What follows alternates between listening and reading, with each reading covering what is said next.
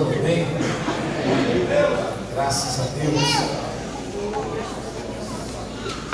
Gente, vocês já viram as nossas intercessoras? Elas estão bonitas, estão bem vestidas. Já observaram? Elas estão ali atrás, aqui na frente. Maravilha, né? Gostei do uniforme. Isso é bênção de Deus. Amém? Amém. Nosso primeiro dia de campanha Vida Vitoriosa 2015. E geralmente quando se inicia um ano a gente tem projetos. Mas esses projetos precisam estar na direção de Deus. Amém? Porque aquilo que está à vontade de Deus acontece. E aquilo que Deus às vezes não está direcionando, a gente sofre muito.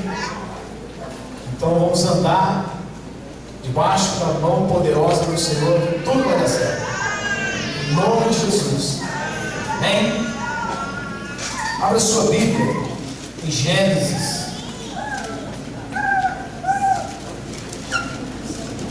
Capítulo 1. Ô Senhor, clareou a visão do teu servo. Maravilha. Foi tudo claro aqui. Entendi tudo, Senhor. Amém. Gênesis capítulo 1. Eu vou ler o versículo 1, versículo 3, 4 e 5. Está escrito assim: no princípio criou Deus os céus e a terra. Versículo 3: disse Deus: haja luz, e houve luz. E viu Deus que a luz era boa, e fez separação entre a luz e as trevas. Chamou Deus a luz dia, e às trevas noite. Houve tarde e manhã, o primeiro dia. Amém? O tema da nossa mensagem é declarando a palavra de Deus. E nós temos pregado aqui, falado e insistido num tema semelhante a esse. Nós já pregamos aqui sobre contar a nossa história, e isso é declarar a palavra de Deus. Mas nós precisamos também meditar em alguns pontos que foram colocados aqui. O primeiro deles é: a Bíblia é a palavra de Deus. Ela não somente contém, mas ela é a palavra de Deus. E depois o segundo tópico diz o seguinte: olha só, a palavra de Deus é fiel e poderosa. A palavra de Deus é fiel e poderosa. O tópico 3 diz: a palavra de Deus me garante a vitória. A palavra de Deus te garante a vitória. Eu gostaria de ter bastante tempo para falar sobre esse tema, porque é um tema gostoso de falar. E quando nós dissemos que a Bíblia é a palavra de Deus, nós precisamos declarar que a Bíblia é a palavra de Deus, nós temos que primeiro entender que a Bíblia é realmente a palavra de Deus. Porque se nós não entendermos, não interiorizarmos isso, então nós não podemos falar. Porque a palavra de Deus diz para nós, nesse ensinamento geral que é a Bíblia, que a nossa boca vai falar daquilo que está cheio no nosso coração.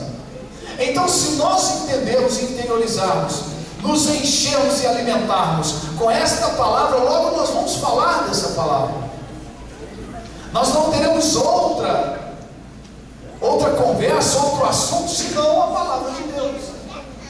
E quando nós entendemos que a Bíblia é a palavra de Deus, e que os ensinamentos que contém dentro da Bíblia são os ensinamentos de Deus para nós, e que Ele quer que nós repassemos esses ensinamentos, logo nós estaremos estudando e lendo e meditando na palavra de Deus de uma forma diferente. Então, primeiro nós precisamos ler, buscando o entendimento dessa palavra, para que eu possa entender a palavra de Deus. Não há outra forma senão ouvir a voz do Espírito Santo que está dentro de você e dentro de mim. Então, quando eu ouço a voz do Espírito Santo, eu não mais leio a palavra de Deus daquela forma como eu leio um livro secular. E nós já falamos sobre isso. É preciso deixar a palavra de Deus falar conosco.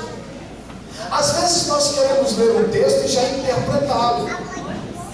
Às vezes nós já lemos dando a interpretação desse texto, o resultado, a aplicação desse texto. Aí nós incorremos no erro.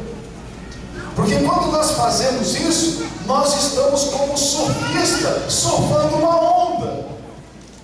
O surfista, se você conversar com ele, ele vai te dizer categoricamente: eu conheço o mar, eu conheço quando a onda vem, eu conheço quando o mar está de ressaca, eu conheço quando o mar está bravio, eu conheço quando eu posso e quando eu não posso entrar dentro da água. Mas quando nós deixamos a palavra de Deus, deixamos o Espírito Santo revelar essa palavra para nós estamos fazendo como um mergulhador. Quando nós mergulhamos no mar, nós não somente encontramos um paraíso de vida, como uma diversidade de vida embaixo do mar. É complexo o ecossistema marinho. E quando nós entramos nesse manancial de conhecimento, de vida, de palavra de Deus, de alimento, que é a palavra de Deus, deixando o Espírito Santo nos entregar essa essência da palavra de Deus, logo nós vamos entender: não é outro que inspirou essa palavra, senão o Espírito Santo de Deus, trazendo até nós a palavra do Deus eterno, que criou os céus e a terra, e fez isso pelo poder da sua palavra. Eu tenho dito aqui que Deus, no processo da criação, Ele não faz nada. Deus Pai, Ele somente fala. Deus Pai, Ele somente pronuncia a palavra. E aí nós vemos que essa palavra é fiel e poderosa. Porque Deus Pai, no processo da criação, é como Isaías fala no 55:11. Assim será a palavra que sair da minha boca. Ela não vai voltar para mim vazia. Antes de voltar, ela vai prosperar, ou seja, vai acontecer. E quando isso acontecer, ela vai me dar prazer. Deus vai ficar satisfeito. Aí o versículo 3 de Gênesis 1 vai dizer assim: disse Deus, haja luz, houve luz, ela aconteceu.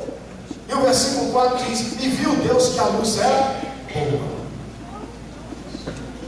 E o que é isso? O que isso tem a ver com a nossa campanha? Essa palavra sendo fiel e poderosa, sendo a palavra de Deus, trazendo isso para nós, essa revelação, esse clarear, essa luz da palavra. É que aquilo que Deus promete para mim e para você, aquilo que está no projeto de Deus para a minha vida e para a sua vida, isso vai acontecer. Nós vemos algumas aberrações acontecerem. As pessoas hoje elas estão vendendo uma ilusão acerca da palavra de Deus e da fidelidade de Deus. Eu tenho colocado e tenho pregado que Deus não é fiel a mim, Marcos Vinícius. Deus é fiel a Ele. E sendo Deus fiel a Ele, se eu estiver nele, o que é para Ele é para mim também. Ou se você estiver em Cristo, o que Deus prometeu para Cristo vem para você também.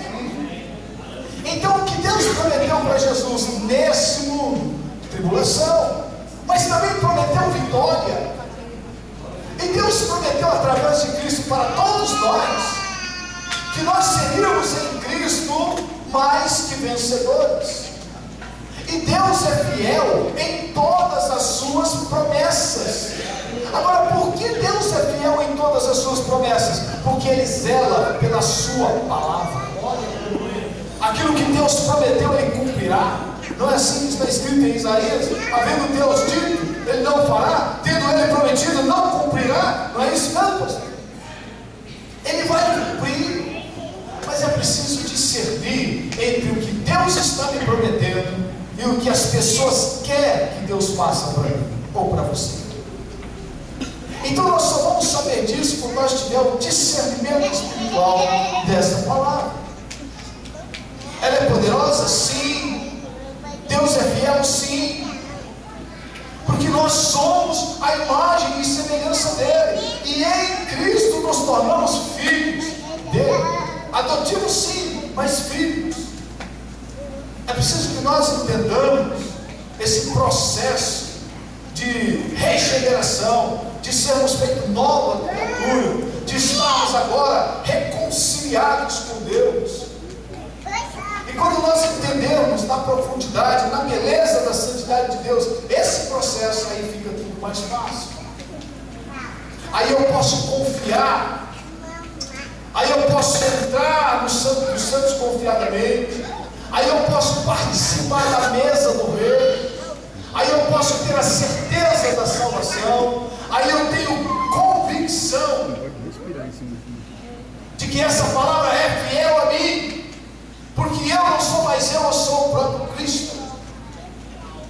Essa palavra é fiel a você, porque você não é mais você é o próprio Cristo. Assim diz o apóstolo Paulo, que nós somos membros do corpo de Cristo. Se somos membros desse corpo, nós somos quem? O corpo daquele que é o cabeça, Jesus. Gente, eu não vejo dificuldade em entender isso. Eu vejo isso com tanta simplicidade e clareza.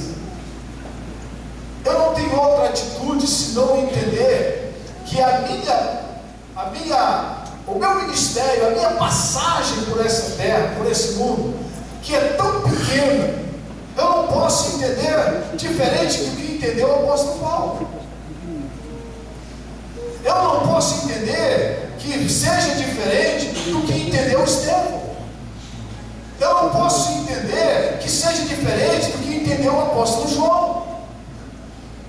O apóstolo Paulo diz: já não vivo mais eu, mas é Cristo que vive em mim.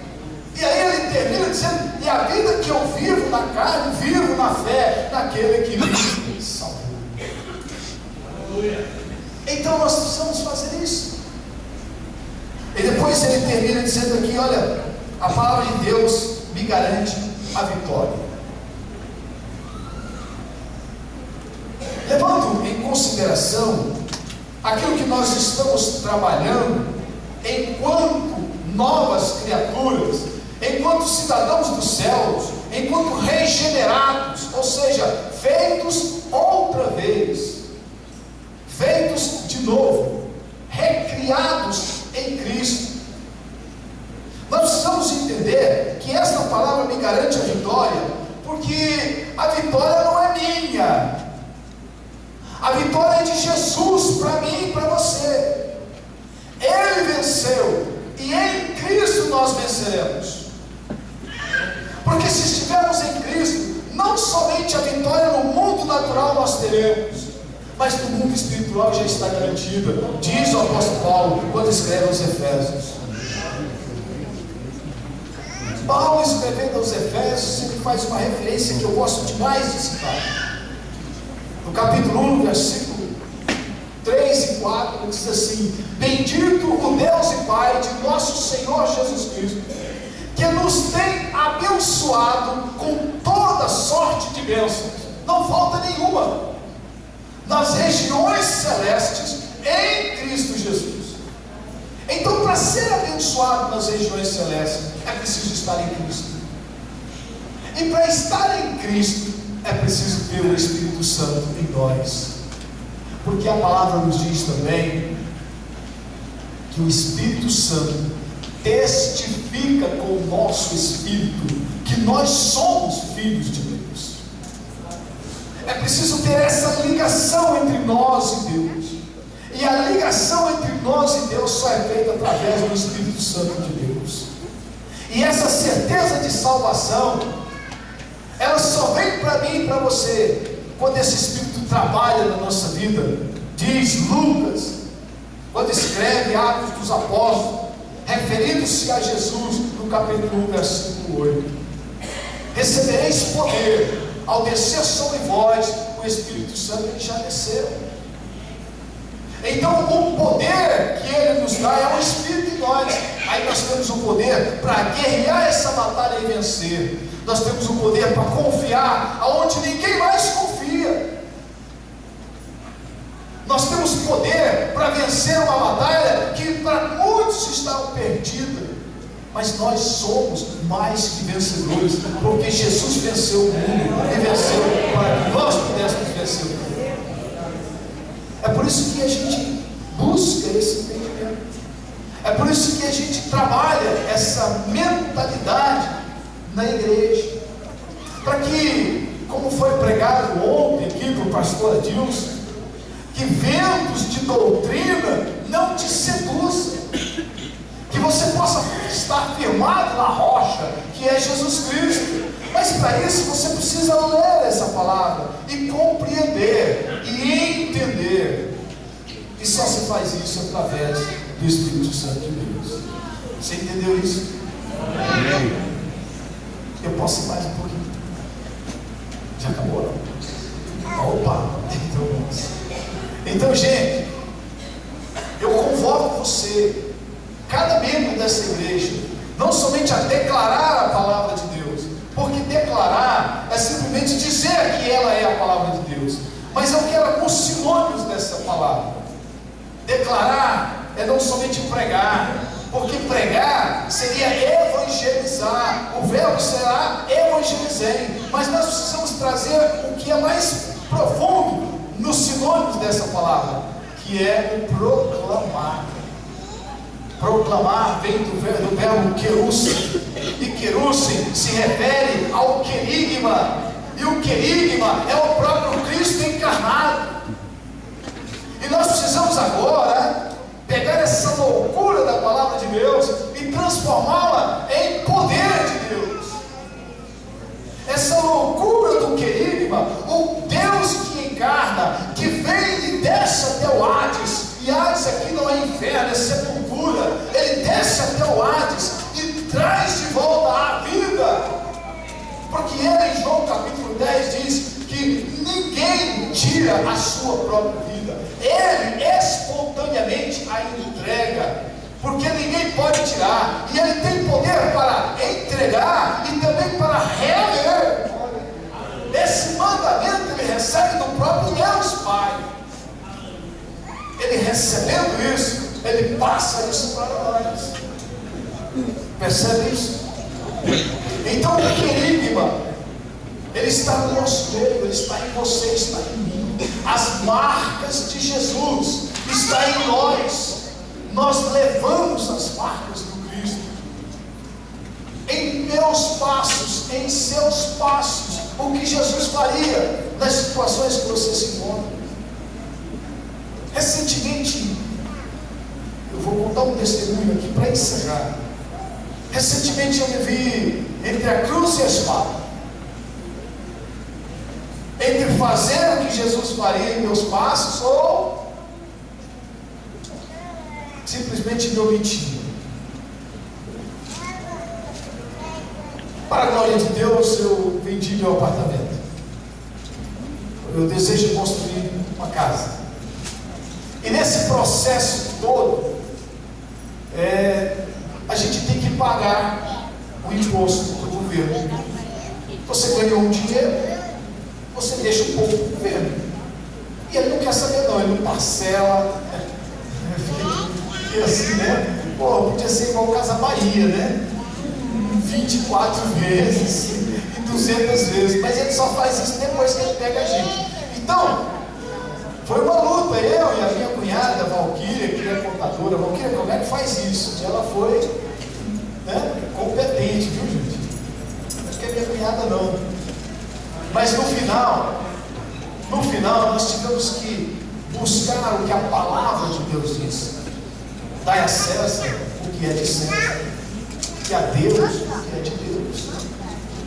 Nós vendemos ele por um preço bom, acima da expectativa. Ficamos felizes, mas de repente tivemos que devolver alguma coisa. O que fazer? Omitir? Não. Andar segundo a palavra de Deus. O que Jesus pediu? Retira ou paga? A gente paga, porque o nosso tesouro não está aqui. O nosso tesouro está no céu. E em meus passos, eu tenho certeza que Jesus pagaria, porque Ele pagou. eu sou uma cópia de Cristo, eu tenho que pagar. Ainda que eu fique sem nada, mas tem diferença. Amém? Eu não vou mais longe da lista. Então nós estamos encerrando a nossa palavra e começando o nosso projeto de vida. Eu espero que aquilo que você colocou no seu projeto de vida esteja de acordo com o desejo de Deus para a sua vida. Porque a palavra de Deus também diz: agrada-te do Senhor e Ele satisfará os desejos do teu coração. Entrega o teu caminho a Ele, dá tudo para Ele, põe nas mãos dele. Confia nele. Confiar é se entregar totalmente. Não é crer nele, é confiar. Porque crer é saber que Ele pode fazer, e confiar é não estar vendo o que Ele pode fazer. E Ele vai fazer o restante com você. O que eu preciso está nas mãos do Senhor. No seu tempo oportuno, Ele vai derramar as suas bênçãos sobre mim e sobre você. Porque Deus não precisa de bênçãos. Deus é o Senhor da bênção. A bênção que Deus tem para você, ela não serve para mim. A bênção que Deus tem para você, para cada um aqui, ela tem o tamanho da sua necessidade. E com um detalhe: essa medida é sacudida, recacada e transbordante. E eu tenho certeza absoluta que Deus vai cumprir na sua vida aquilo que Ele prometeu. Amém?